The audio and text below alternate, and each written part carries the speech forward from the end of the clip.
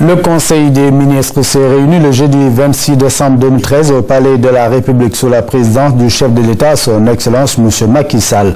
Ouvrant la séance, le président de la République a présenté ses vœux de Noël à la communauté chrétienne. Il a chaleureusement félicité les fidèles chrétiens qui ont prié dans une ferveur partagée avec l'ensemble de la nation pour la consolidation d'un Sénégal de paix et de prospérité.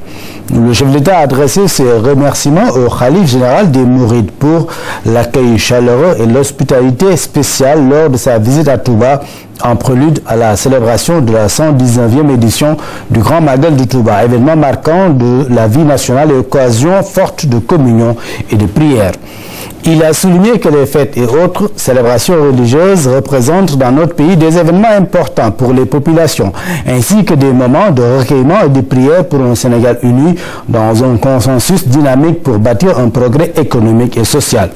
Pour cette raison, le président de la République a réitéré ses directives au gouvernement pour l'appui, dans la mesure des possibilités de l'État, de toutes les communautés religieuses du Sénégal par le moyen d'une programmation concertée préalable avec les religieux concernés, des interventions des services de l'État sollicitées.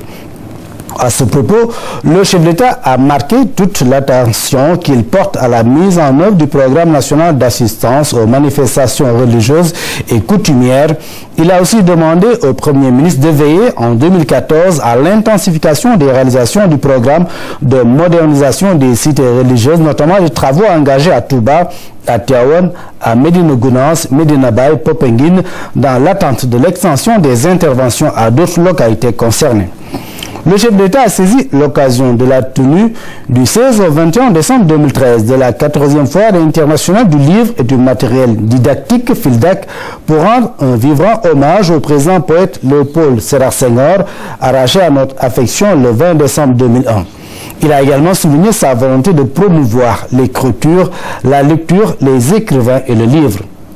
Dans le même cadre, le président de la République a magnifié au nom de la nation l'œuvre de toutes les générations d'écrivains sénégalais qui ont activement contribué au développement de notre culture, à l'éducation des citoyens et au prestige du Sénégal.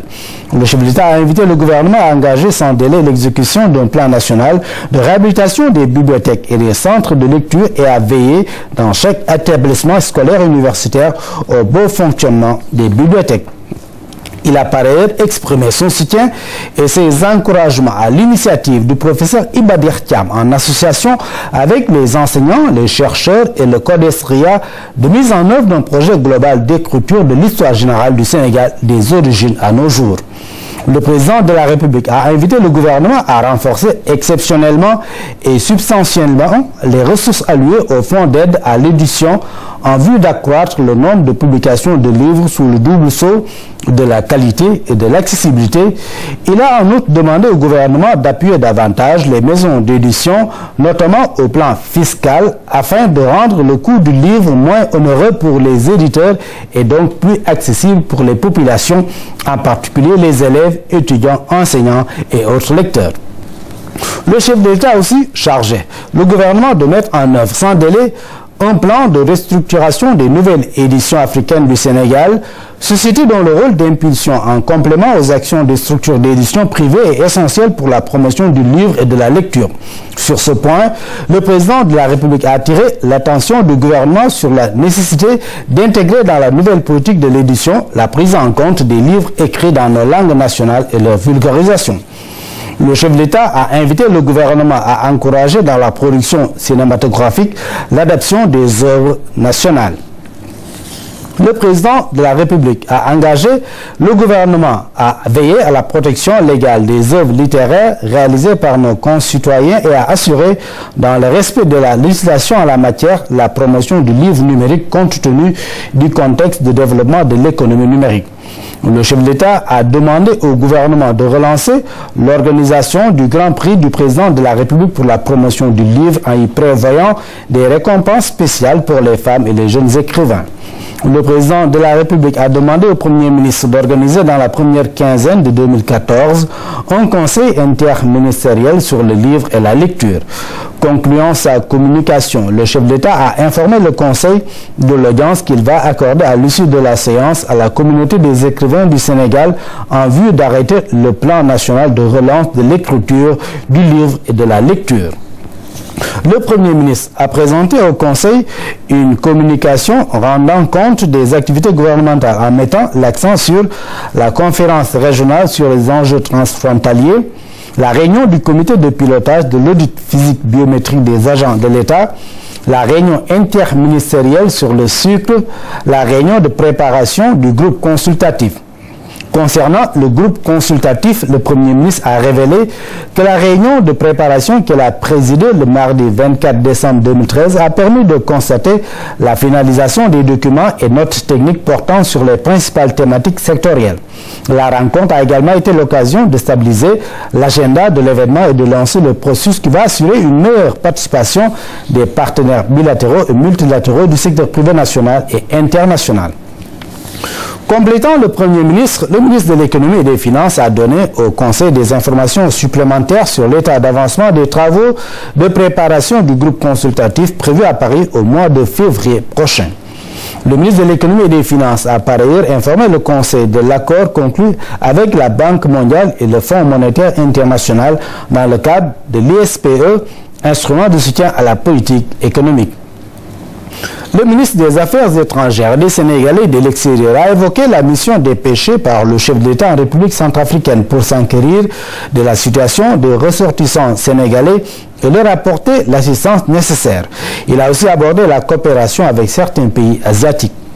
Le ministre a enfin rendu compte des travaux de la 4e conférence générale des ambassadeurs et consuls généraux dont la cérémonie officielle d'ouverture a été présidée le jeudi 26 décembre 2013 par le chef d'État avec comme thème « Diplomatie économique ». Le ministre du Commerce, de l'Entrepreneuriat et du secteur informel a présenté au Conseil une communication portant en particulier sur le sucre et d'autres denrées de grande consommation à caractère stratégique. Le ministre de l'Agriculture et de l'Équipement rural a fait au Conseil une communication portant essentiellement sur le déroulement de la campagne agricole. Le ministre a indiqué qu'après 2 semaines de campagne, 13 140 tonnes ont été collectées dans les zones centre et nord, Fatick, Foundiougne, Kaolack, Guinguinéo, Diourbel et Matam. Le ministre a fait noter le démarrage non encore effectif dans les régions de Ziguinchor et de Kédougou pour des raisons de longueur de cycle des cultures. Il a révélé le financement de 6 125 millions de francs CFA à la date du 23 décembre 2013 par le CNCAS pour les besoins de la campagne en cours. Il a aussi informé du règlement depuis le 20 décembre 2013 des créances dues aux opérateurs semenciers auprès de la CNCAS pour un montant de 8 900 millions de francs CFA. Le ministre de l'Intérieur a fait au Conseil une communication portant essentiellement sur le bon déroulement du Magal de Touba et sur l'état des travaux de préparation du Gamou de Tivaouane. Le ministre a en outre informé le Conseil de l'incendie qui a ravagé le village de Medina Ngayen dans le département de Linguère en relevant l'importance des dégâts matériels et des pertes de biens. Face à ce sinistre, le chef d'État a décidé d'envoyer une délégation gouvernementale pour exprimer sa solidarité et la compassion des autorités. Il a également préconisé la mise en œuvre rapide d'un plan d'urgence de soutien en vivres et en matériaux de construction. Le ministre de la Culture et du Patrimoine est revenu sur le déroulement de la FILDAC avant de remercier vivement le chef d'État pour sa volonté de conduire une nouvelle politique culturelle reposant sur une vision cohérente et intégrée du développement. Le président de la République a, à son tour, félicité le ministre pour l'organisation réussie de la 14e édition de la FILDAC et son engagement pour le secteur. Il a ensuite félicité le ministre de l'Intérieur pour l'implication de son département dans le bon déroulement du Grand Magal de Touba, mais également le ministre des Infrastructures, des Transports terrestres et du Désenclavement pour la bonne tenue du système des transports et de sécurisation des routes, ainsi que l'ensemble des ministres impliqués dans le Grand Magal. Au titre des textes législatifs et réglementaires, le Conseil a adopté le projet de loi relatif au taux de l'intérêt légal, le projet de loi portant définition et répression de l'usure. Au titre des mesures individuelles, le président de la République a pris les décisions suivantes. Madame Saoudatou Ndiaye Seck, ambassadeur du Sénégal au Gabon, est nommée cumulativement avec ses fonctions ambassadeur extraordinaire et plénipotentiaire de la République du Sénégal auprès de son Excellence M. Théodoro Obiangema Mazogo, président de la République de Guinée équatoriale avec résidence à Libreville. M. Serigne Bey, administrateur civil principal, précédemment préfet du département de Mbacké, est nommé secrétaire général du ministère de l'Urbanisme et de l'Habitat en remplacement de M. Modou Sall. M. Mohamedou Mokhtar Ouatt, administrateur civil, précédemment préfet du département de Saraya, est nommé directeur des ressources humaines et matérielles à la direction générale de l'administration territoriale du ministère de l'Intérieur en remplacement de M. Abdoulaye Noba, appelé à d'autres fonctions. M. Ousmane Sy, commissaire de police divisionnaire de classe exceptionnelle, précédemment directeur du groupement mobile d'intervention, est nommé directeur général adjoint de la police nationale, poste vacant. M. Papa Mafal Ndiaye, commissaire de police divisionnaire de classe exceptionnelle, précédemment directeur de l'École nationale de police et de la formation permanente, est nommé coordonnateur national du comité interministériel de lutte contre la drogue, poste vacant. M. Abou Diop, commissaire de police divisionnaire de classe exceptionnelle, précédemment en service au cabinet du ministre de l'Intérieur, est nommé directeur de l'inspection des services de sécurité en remplacement du commissaire de police divisionnaire de classe exceptionnelle, Mamoudou Boy, admis à faire valoir ses droits à une pension de retraite. M. Oumar Mal, commissaire de police divisionnaire de classe exceptionnelle, précédemment directeur de la surveillance du territoire, est nommé directeur de la sécurité publique en remplacement du commissaire de police divisionnaire de classe exceptionnelle d'Embassar, appelé à d'autres fonctions. M. Dembassar, commissaire de police divisionnaire de classe exceptionnelle, précédemment directeur de la sécurité publique, est nommé directeur de l'École nationale de police et de la formation permanente en remplacement du commissaire de police divisionnaire de classe exceptionnelle, Papa Mafal Ndiaye, appelé à d'autres fonctions. M. Bernard Seck Diom, commissaire de police divisionnaire de classe exceptionnelle, précédemment en service à la direction de l'inspection des services de sécurité, est nommé directeur des personnels en remplacement du commissaire de police divisionnaire de classe exceptionnelle, Joséphine Marie-Cécile Sarr, appelé à d'autres fonctions. M. Ousmane Gueye, commissaire de police divisionnaire de classe exceptionnelle, précédemment en service au groupement mobile d'intervention, est nommé directeur du groupement mobile d'intervention en remplacement du commissaire de police divisionnaire de classe exceptionnelle, Ousmane Sy, appelé à d'autres fonctions. M. Matar Diop, commissaire de police divisionnaire de classe exceptionnelle, précédemment chef de la division de la police des étrangers, est nommé directeur de la surveillance du territoire en remplacement du commissaire de police divisionnaire de classe exceptionnelle, Oumar Mal, appelé à d'autres fonctions. M. Abdoul Wahabou Sall, commissaire de police divisionnaire, précédemment commissaire central de Dakar, est nommé directeur de la police de l'air et des frontières en remplacement du commissaire de police divisionnaire de classe exceptionnelle, Mody Ndiaye, appelé à d'autres fonctions. M.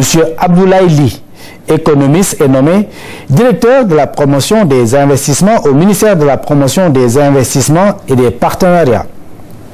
M. Elhadj Ndiogou Diouf, économiste, est nommé directeur des stratégies et de la prospective au ministère de la promotion des investissements et des partenariats. Madame Astou Diouf, juriste, est nommée directeur de la famille en remplacement de Madame Koumba Thiam, appelée à d'autres fonctions. M.